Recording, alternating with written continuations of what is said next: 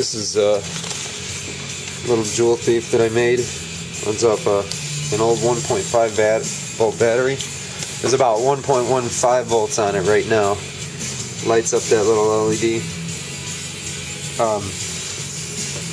Basically, I have a schematic here. What's going on? This is what I got. This is not 10K. This resistor here.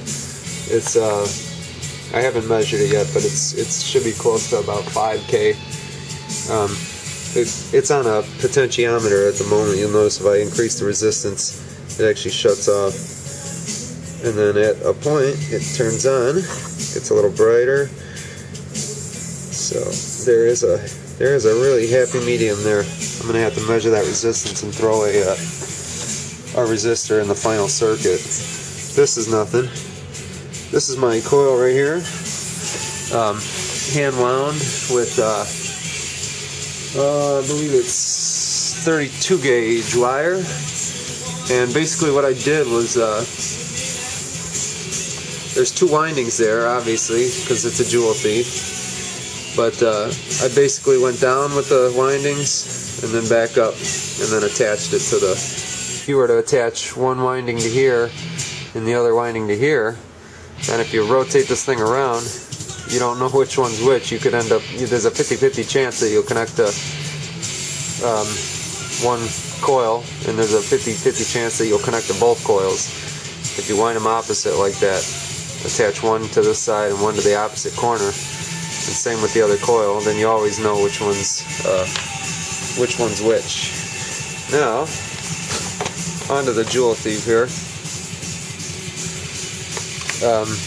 This is a 2N2222 transistor. You could use any equivalent to 3904. It's an NPN. You can even see it all in action here with the oscilloscope. This is the power that the LED is receiving. And you'll notice it's at about 1 volt here. And then when the transistor switches off, almost instantly, all that magnetism creates a, let's see, 2, 4, it's about 5.5 volts. But the magnetism induces a voltage in the coil, shoots that 5.5 volts through the LED, and this happens, let's see, we're at, this is 20 microseconds per division. So this all happens one cycle in 2, 4, 6, maybe about between 60 and 80 microseconds, which is pretty fast. One of the things that's most important is that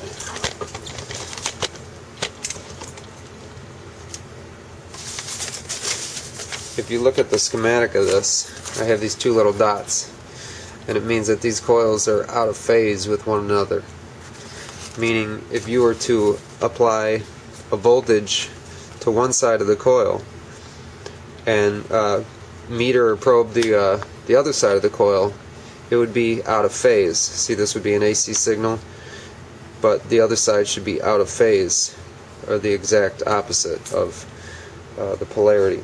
So, if you make a Joule Thief and it doesn't work, one of the best things you can try to start is to reverse one of the sides of the coil to see if that changes anything.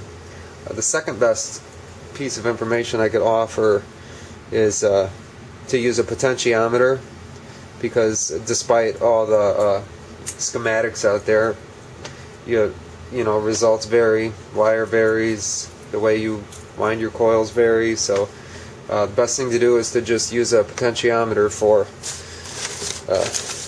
this resistor right here, and that's going to allow you to make adjustments and make the most efficient Joule Thief.